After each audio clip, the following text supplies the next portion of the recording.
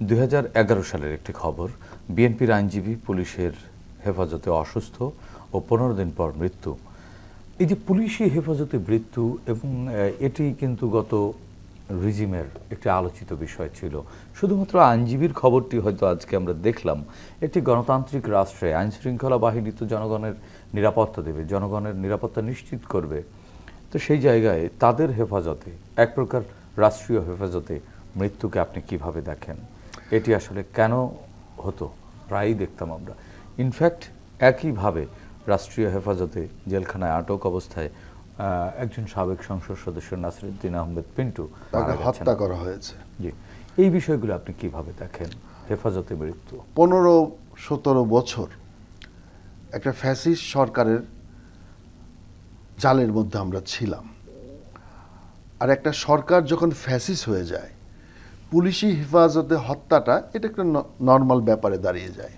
কারণ রাষ্ট্রপ্রধান যখন করাপশনকে একটা নীতিতে পরিবর্তন করে নিয়ে যায়, তার আদর্শকে পরিবর্তন করে নিয়ে যায়, তখন আপনার পুলিশি হেফাজত বলেন আর গুম বলেন, হত্যা বলেন, এটা একটা নর্মাল ব্যাপারে দাঁড়িয়ে গিয়েছিল।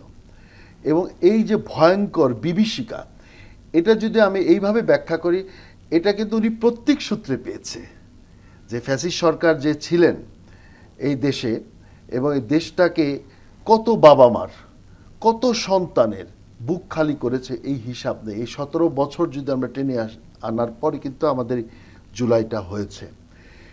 আমার যদি হিসাব করে বলেন তাহলে 2-4-5 হাজার বলতে পারবেন, কিন্তু বেহিসাবি যেটা ছিল 15 বছরে, তাদের হত্যা করাটা ছিল তো একটা নর্মাল পাখির মতো শিকার করে মারতো।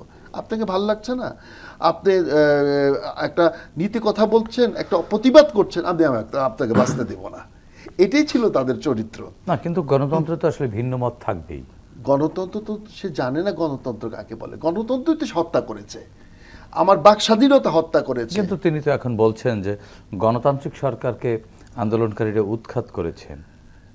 আমার খুবই আশ্চর্য লাগে এবং হাসি পায়, কারণ তার আরেকটা ভালো গুণ আছে, সে অসম্ভব মিথ্যাবাদী একটা মহিলা ছিলেন, অসম্ভব মিথ্যাবাদী, চোখে চোখে তাকে মিথ্যা কথা বলতেন এবং এই দেশটাকে সে নরকে পরিণত করেছেন। আপনি গ্রাম থেকে শুরু করে যারা আওয়ামী লীগের রাজনীতি, ফ্যাসিবাদের রাজনীতির সাথে জড়িত, গ্রাম মহল্লা থেকে শুরু করে যদি আপনি টপ টু বটম ধরেন, প্রত্যেকটা লোক ফ্যাসিবাদী ছিল এবং প্রত্যেকটা লোক হত্যা, লুট, জমি দখল, নির্যাতন, ধর্ষণ, এমন কিছু নাই তারা করেন। এবং সেই সাথে কিছু অতি উৎসাহী পুলিশ ছিল যারা এই পুলিশি নির্যাতনে টাকার বিনিময়ে ভিন্ন মতের আদর্শের কারণে তাদেরকে হত্যা করা হয়েছে।